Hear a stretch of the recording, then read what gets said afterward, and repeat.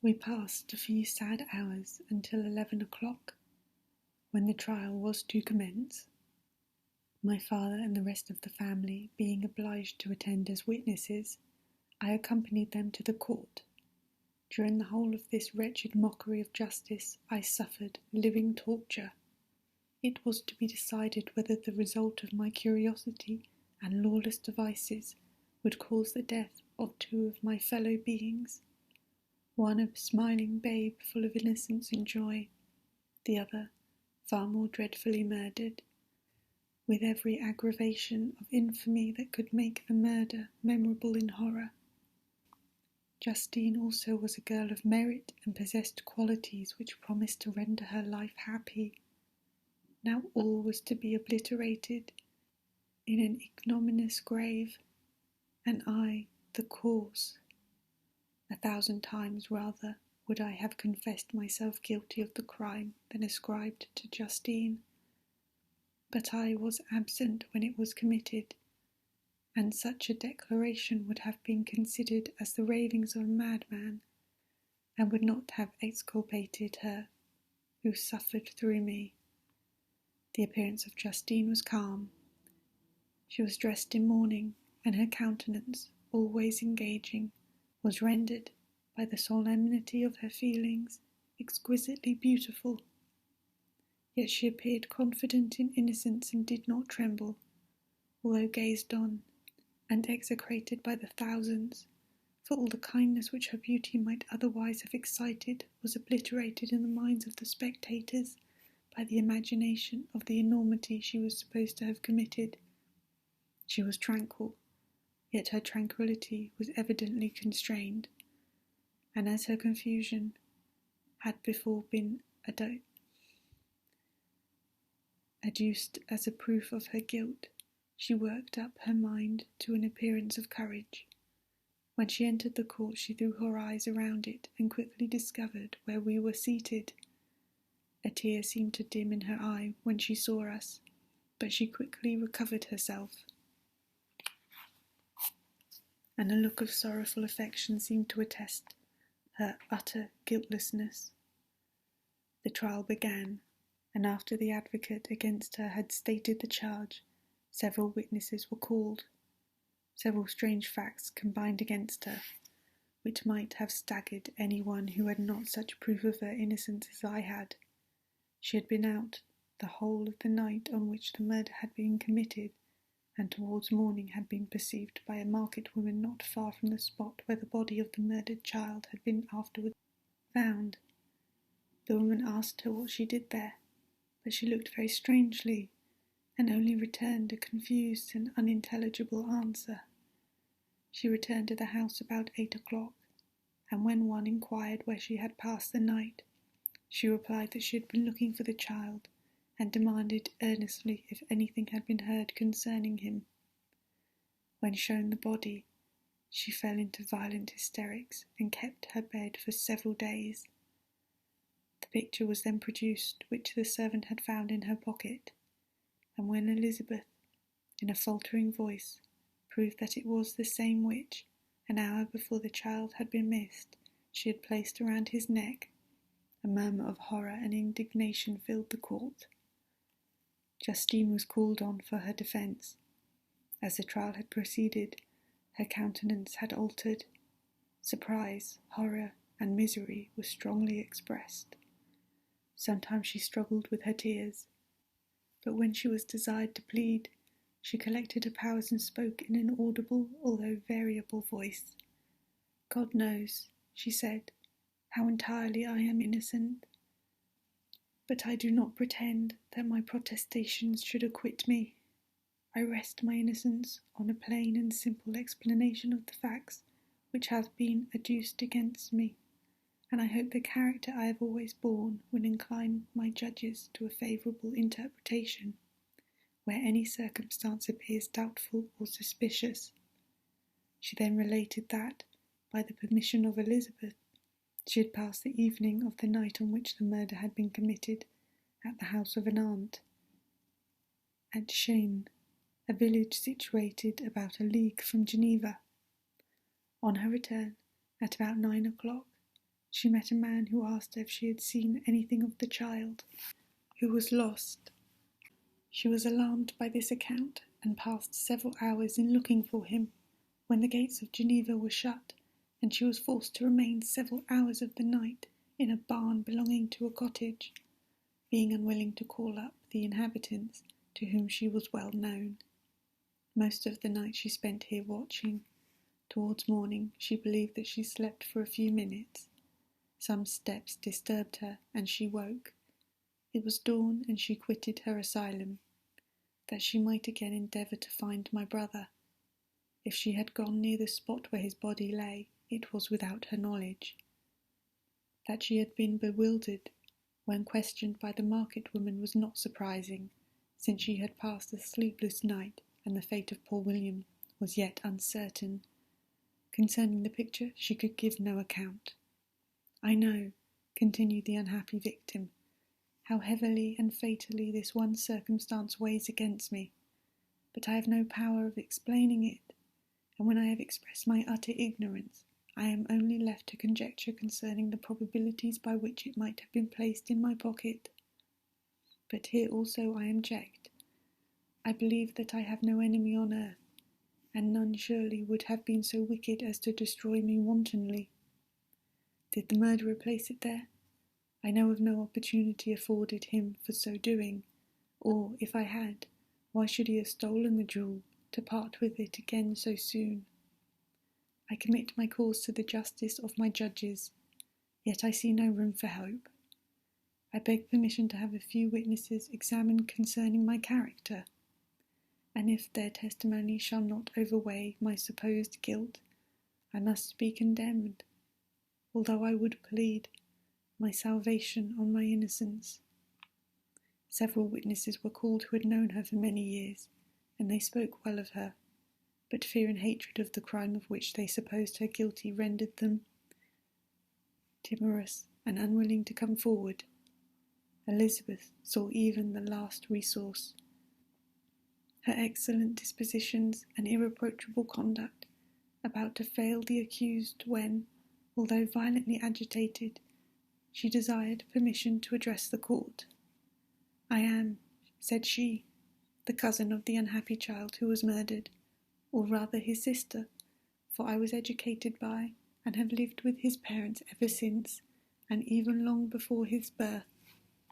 It may therefore be judged indecent in me to come forward on this occasion, but when I see a fellow creature about to perish through the cowardice of her pretended friends, I wish to be allowed to speak, that I may say what I know of her character. I am well acquainted with the accused. I have lived in the same house with her, at one time for 5, and at another for nearly 2 years. During all that period she appeared to me the most amiable and benevolent of human creatures.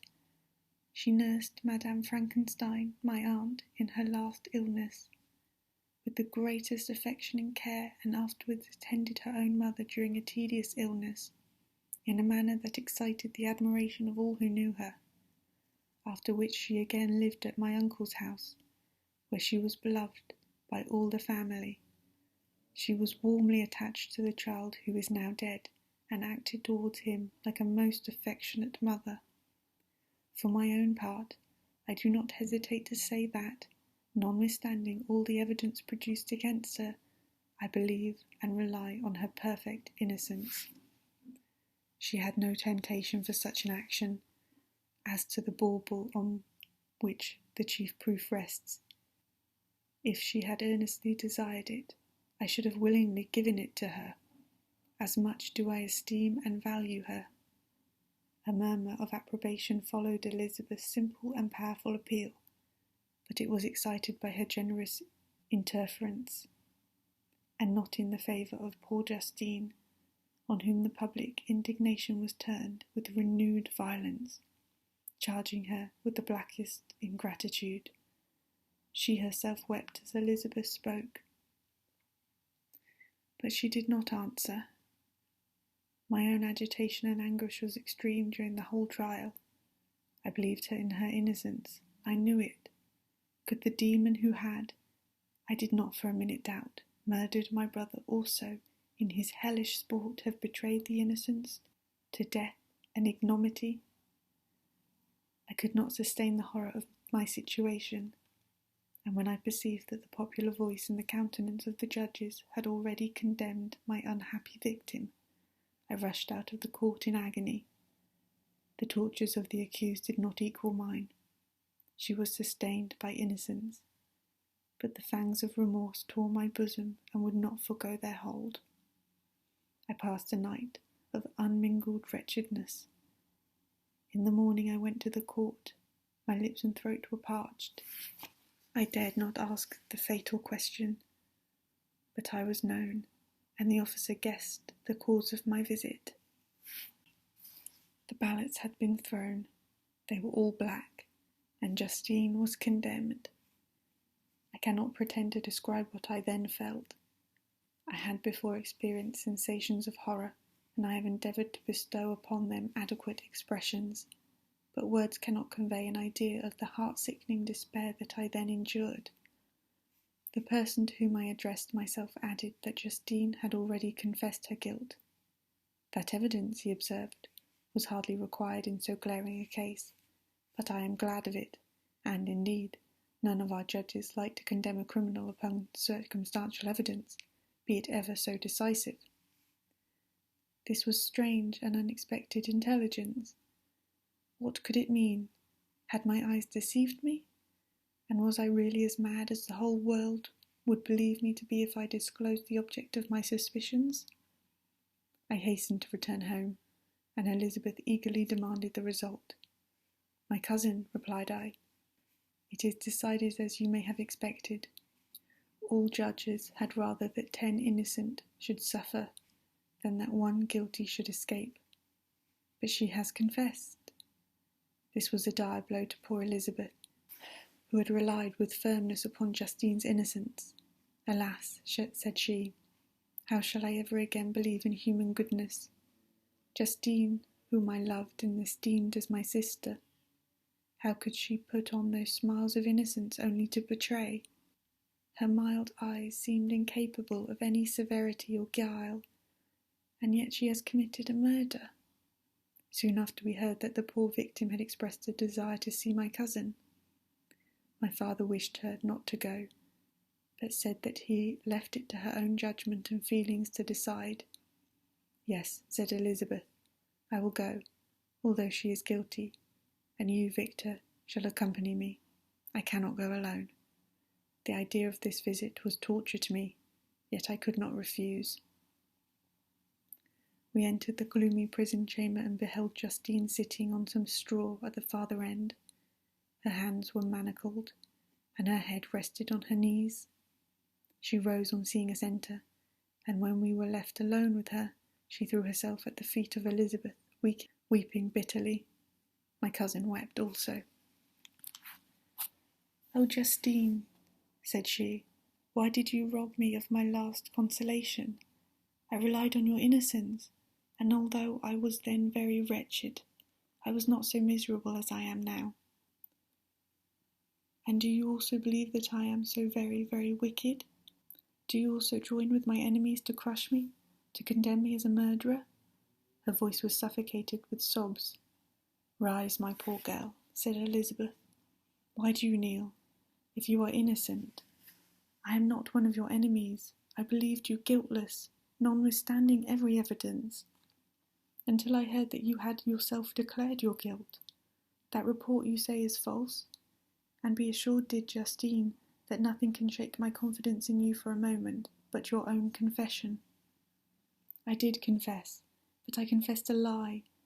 I confessed that I might obtain absolution, but now that falsehood lies heavier at my heart than all my other sins. The God of heaven forgive me. Ever since I was condemned, my confessor has besieged me. He threatened and menaced, until I almost began to think that I was the monster that he said I was. He threatened excommunication and hellfire in my last moments if I continued obdurate. Dear lady, I had none to support me. All looked on me as a wretch doomed to ignominy and perdition. What could I do?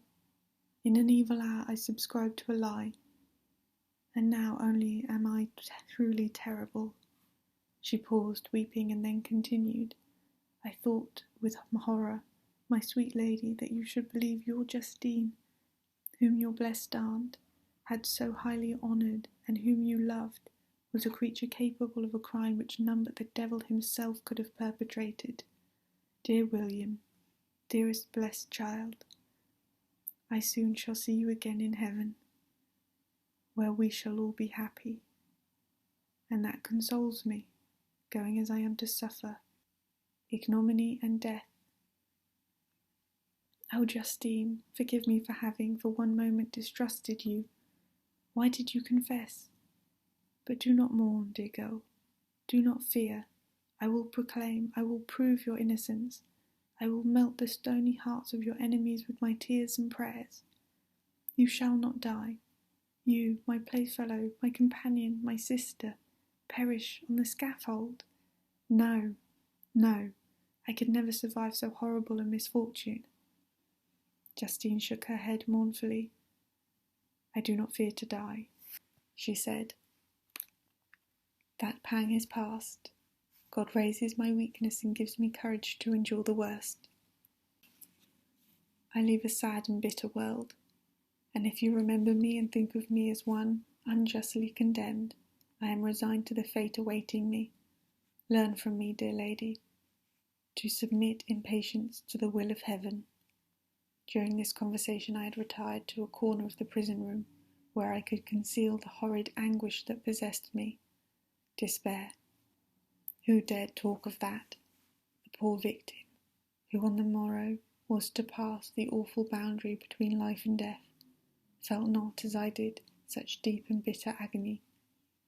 I gnashed my teeth and ground them together, uttering a groan that came from my inmost soul. Justine started. When she saw who it was, she approached me and said, "Dear sir, you are very kind to visit me. You, I hope, do not believe that I am guilty." I could not answer. "No, Justine," said Elizabeth, "he is more convinced of your innocence than I was, for even when he heard that you had confessed, he did not credit it. I truly thank him.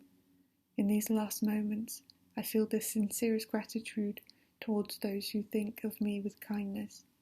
How sweet is the affection of others to such a wretch as I am. It removes more than half my misfortune, and I feel as if I could die in peace, now that my innocence is acknowledged by you, dear lady, and your cousin." Thus the poor sufferer tried to comfort others and herself. She indeed gained the resignation she desired. But I, the true murderer, felt the never-dying worm alive in my bosom, which allowed of no hope or consolation. Elizabeth also wept and was unhappy, but hers also was the misery of innocence, which, like a cloud that passed over the fair moon, for a while hides but cannot tarnish its brightness. Anguish and despair had penetrated into the core of my heart. I bore a hell within me which nothing could extinguish. We stayed several hours with Justine, and it was with great difficulty that Elizabeth could tear herself away.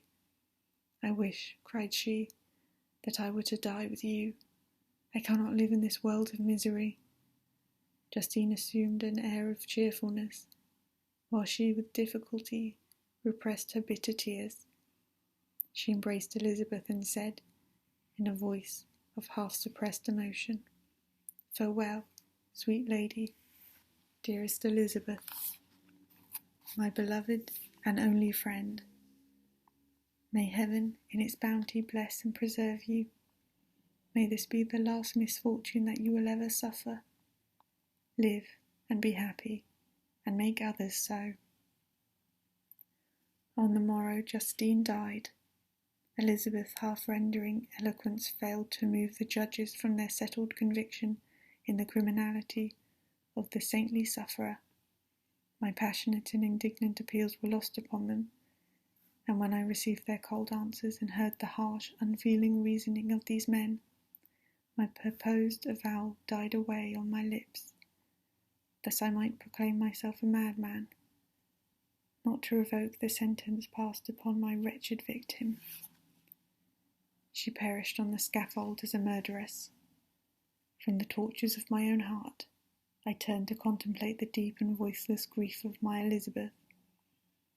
This also was my doing, and my father's woe, and the desolation of that late so smiling home. All was the work of my thrice accursed hands.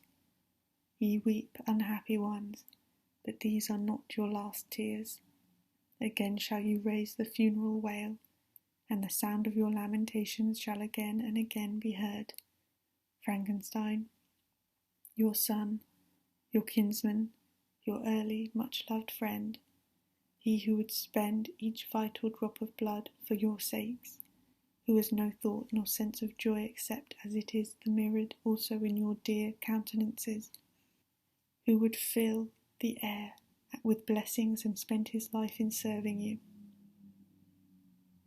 He bids you weep, to shed countless tears, happy beyond his hopes, if thus inexorable fate be satisfied, and if the destruction pause before the peace of the grave have succeeded to your sad torments. Thus spoke my prophetic soul, as, torn by remorse, horror, and despair, I beheld those I loved spend vain sorrow upon the graves of William and Justine, the first hapless victims to my unhallowed arts.